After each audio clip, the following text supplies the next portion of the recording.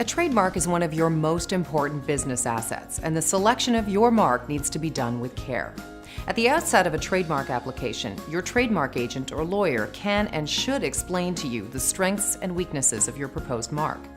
The selection of trademarks can be broken down into 5 broad categories: inherently strong marks, inherently weak marks, suggestive marks, compound word marks, and marks that have acquired a second meaning, each of which are discussed in this video. Coined or fanciful words, those that have no inherent dictionary meaning, are the strongest trademarks. They're entirely invented and do not describe the goods or services they represent.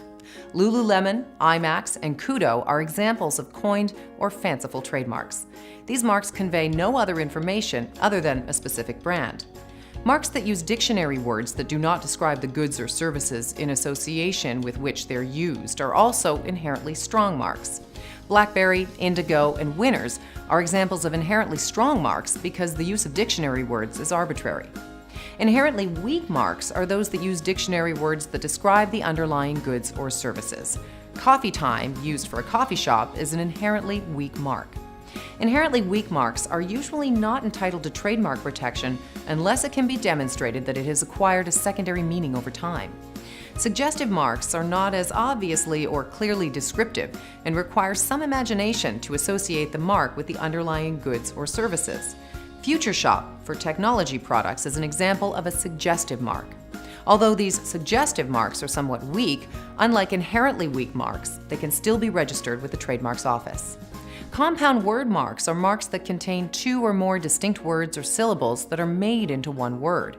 A compound word mark may also be represented by a combination of a distinctive word with a descriptive word. Examples of compound word marks are iPhone.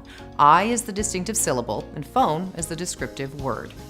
A weak trademark can become distinctive through time by virtue of acquiring a secondary meaning. In other words, once the public begins to associate the trademark with the company that makes it rather than the underlying product, the trademark has risen above its status as an inherently weak mark and becomes a mark that's acquired a secondary meaning. You can find more information on our website. If you have a specific question, we're always happy to answer.